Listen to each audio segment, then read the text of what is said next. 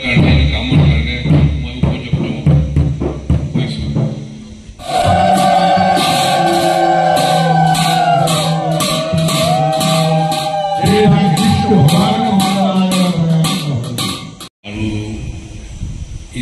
মানে শৰণ আমি ল'বলৈ আহোঁ আৰু ইয়াত আমি প্ৰাৰ্থনা কৰিবলৈ আহোঁ আৰু প্ৰত্যেক ইয়াত আহি আমাক ইয়াত শ্ৰী শ্ৰী অচক্ৰান্ত দেৱালয়ত আজিৰে পৰা চতুৰ্থ বাৰ্ষিক বিষ্ণু মহাযজ্ঞ শুভাৰম্ভ হৈছে। ইতিমধ্যে ধ্বজাৰোহণ কৰা হৈছে, শোভাযাত্ৰা বৰ্ণাঢ্য ধৰ্মীয় শোভাযাত্ৰা মুকলি কৰা হ'ল আৰু সন্ধিয়ালৈ আজি অধিবাস হ'ব।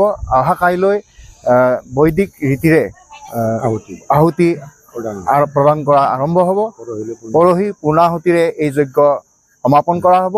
এই যজ্ঞত যিসকল ভক্তই অংশগ্ৰহণ কৰিব বিচাৰে তেওঁলোকে ভোগ নৈবেদ্য আগবঢ়াব পাৰিব। তাৰ বাবে বিশেষ এক ব্যৱস্থা কৰা হৈছে। ইয়াতে 30,000ৰ অধিক ভক্তই অংশগ্ৰহণ কৰিব আৰু 50,500 আহুতিৰে এই যজ্ঞ সম্পূৰ্ণ কৰা হ'ব।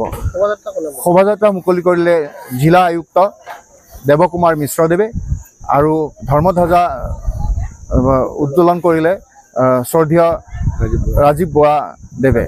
যজ্ঞৰ আজি শুভাৰম্ভ হৈছে আৰু এই যজ্ঞ আয়োজনৰ মূল উদ্দেশ্য হৈছে বহুজন সুখায় বহুজন হিতায়, যাতে সমগ্ৰ বিশ্বতে শান্তি বৰ্তাই ৰাখিব পাৰি, সকলোৰে সুখ হয়, সকলোৰে সমৃদ্ধি হয় আৰু শান্তিপূৰ্ণ সহবাসেৰে আমি যাতে সমগ্ৰ মানৱ জাতি আগুৱাই যাব পাৰোঁ সেই উদ্দেশ্য আৰু বিশ্বগুৰুৰ আসনত যাতে ভাৰতক অধিষ্ঠিত কৰিব পৰা যায় সেই লক্ষ্য উদ্দেশ্য আগত ৰাখি এই যজ্ঞ সম্পন্ন কৰা হ'ব।